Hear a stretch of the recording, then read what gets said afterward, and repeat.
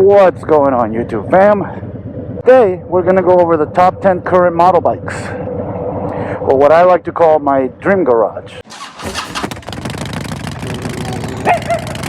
Before I get to the list, the criteria are they have to be a bike I've ridden before in some shape or form. Test rides count.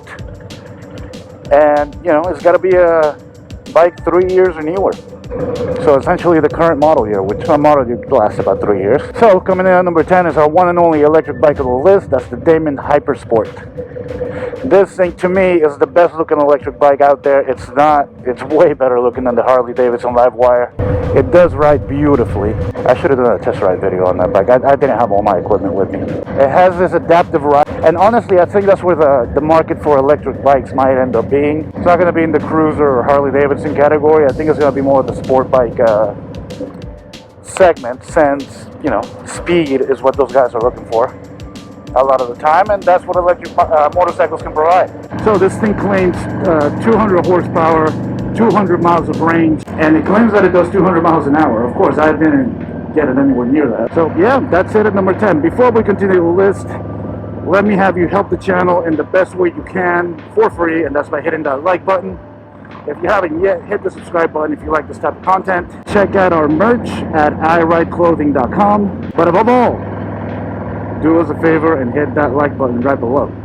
Next on the list is going to be the Triumph Rocket 3, specifically the GT221. This thing is freaking sick looking. I love this bike. I love all Triumph Rockets. This thing has 165 horsepower, 163 foot-pounds of torque, a 2500cc engine. So the thing moves. And since money is no object for this dream garage scenario, price doesn't matter. It does have Triumph's iconic 3-cylinder engine, and it is not the only Triumph on this list. Coming in at number 10 is our first Japanese bike. Is going to be the MT-10. This thing is just beautiful. It's a great bike. I don't think I need to tell many people about the MT-10. It has a 4-cylinder, 1000cc or 998cc engine, and with that engine it puts out 160 horsepower. That thing moves. I have ridden it, and I gotta tell you, it's a great ride. It's not uncomfortable. See, to me, out of the big four, Yamaha sets the standard. And there's not a lot of Japanese bikes on this list. There's a few. Coming in at number 7 is our first Harley of this list, the Pan America 1250S Special. And the reason I put the Pan America Special on here, and again, this is my dream garage, I want to have something different to ride. You know? You gotta throw a different category in here every once in a while. I'm not an adventure rider, but it is something I'd love to try. And if money was no object and I could have all the bikes I wanted, I would get a Pan America Special. Absolutely would. Why not? It does put out 150 horsepower, pretty powerful for a 1250 engine.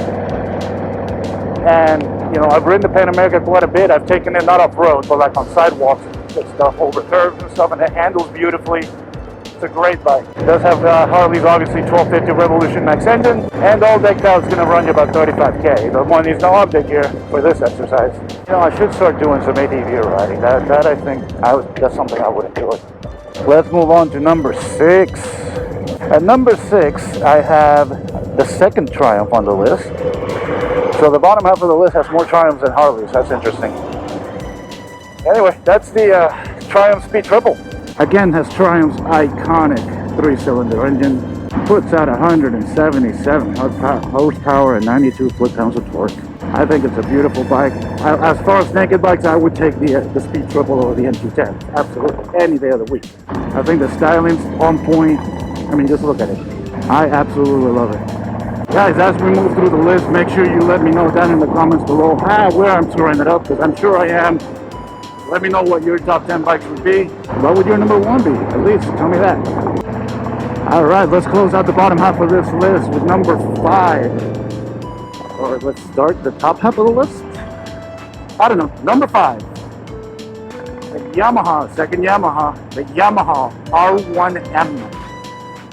And this is Yamaha's top of the line bike. I mean, this is the top of the top of the top of the R1. Of course, has the 998cc engine, or 1000cc engine, and it looks just absolutely beautiful, putting out 198 horsepower. Absolutely gorgeous, the Yamaha R1M. There's one more Japanese bike on the list, but we'll get to that.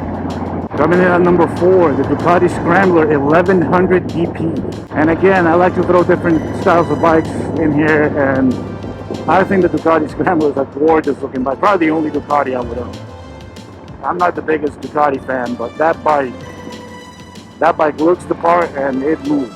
Comes in a modest 86 horsepower, but I don't think you need that bike to run away from people. Either way, it's going to reach some really good speeds. Alright, we're getting to the good stuff. We're getting to the top 3. Now, a big caveat for this list. This list does not include my bike. I'll take my bike over any bike on this list because I absolutely love my street bob. Just have to throw that in there. Oh, but how's your bike, your own bike, not going to be in your dream garage? Trust me, my dream bike is the bike I have. I love this one. Coming in at number 3, the last Japanese bike and the only Kawasaki on this list. It's the H2R. Kawasaki H2R. Currently, along with the aforementioned Rocket 3, the most powerful production bike on the market. And this is the racing variant of the H2. Make no mistake about it, this is a bike, I would not take this bike on the street or for daily riding or anything of the sort. I would take this bike to go to the track. There's no other reason to have a bike this powerful. And to be honest, and I've said this many times before, any leader bike, you're never going to unlock its full potential on the streets. You got to take it to a track. There's really not another reason to have a leader unless you're going to go to the track. If you're not going to go to the track, 600 or 700 cc class bike will do you just fine for the streets. In some cases, it might do you better. All right, the top 2. Top 2. I know you guys are going to be ticked off that the only Harley on this list so far might be the Panamera, but I think the top 2 might make up for that. At number 2, I have the Harley Davidson Lowrider S. Notice I didn't say the Lowrider ST, and that's because I like the Lowrider S better than the Lowrider ST. Don't get me wrong, the ST is a fine bike. If I want to get a bike with saddlebags and a fairing, I'm gonna get something else. I'm gonna get something real, not a, quite frankly, hastily put together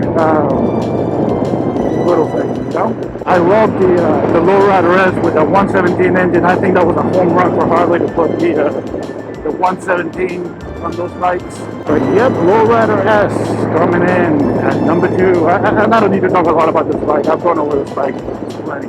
Before we get to number 1, let me remind you to please hit the like button. That is the best way to help out the channel for free. If you want to help us out a little more than that, you can always check out the merch store at iLikeClothing.com. And if you haven't yet, make sure you become a subscriber of the channel and hit the bell so you can get notifications when we drop this kind of content and any other kind of content. We do have a bikini contest video coming up, so make sure you subscribe and hit the bell icon for that. It's going to be a good one. I'm actually on my way to film it right now. Before we get to number 1, let's run a real quick recap here.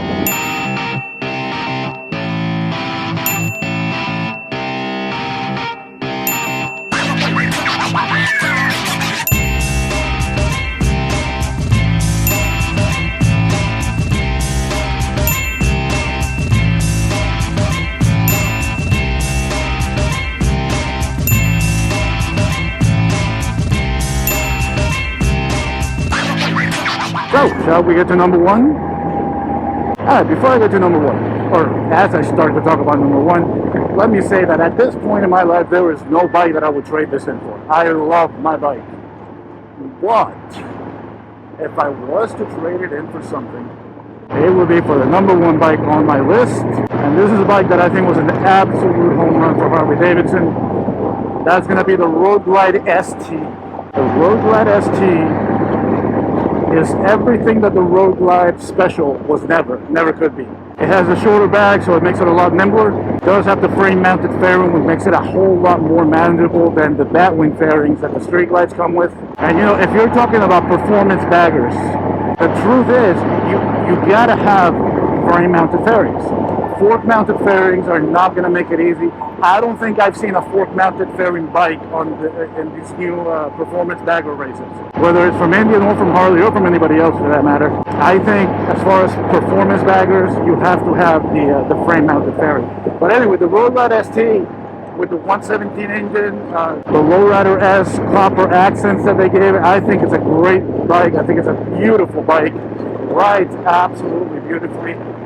It's by far the most nimble bagger I've ever ridden. And if I was to trade in my bike, which is not in the cards, it's not in the plans, I don't want to, and it's not happening yet, for a while at least a couple more years. because I absolutely love my street bob, it would be for the Road Glide ST. So guys, go ahead, tell me down below, what do you think of my list? Where did I screw it up? What would you change? What are your top 10 bikes? Make sure you tell me down in the comments. Gripe at me, let me have it. I know I got this wrong, so go ahead and tell me what I did wrong. Alright guys, that's going to do it. Number 2, the Harley Davidson Lowrider. Number 1, the Harley Davidson Road Glide ST. Go ahead and comment down below where I got it right, where I got it wrong. Let me know. Hit that like button. Ride safe. That's it.